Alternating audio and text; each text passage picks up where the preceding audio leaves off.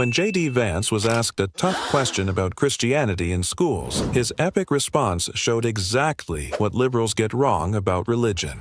My question is, the Republican Party, they stand for the right to bear arms. A lot of things the founding fathers really made a priority. Sure. And I feel as if requiring Christianity in public schools goes against the founding fathers' wish of freedom of religion. What do you think about that? Well, I guess, who is saying that we require Christianity in public schools? Just from what I've seen on the media and the news, it seems like the Trump administration had wanted to make praying in schools and Christian values incorporated. Well, look, I think Christian values are a good thing, and I'll talk to you about why I think that's a good thing, but that's separate from forcing people to pray, which I don't think that anybody, certainly no Christian that I know, would ever support or ever endorse. There's a liberal idea out there that I think is wrong, and that's that liberalism is the source of freedom of religion. And actually, if you go back to the original founding documents of the United States of America, what you find is that freedom of religion is actually a Christian concept. And the reason it's a Christian concept is very simple. The idea that we are all made in the image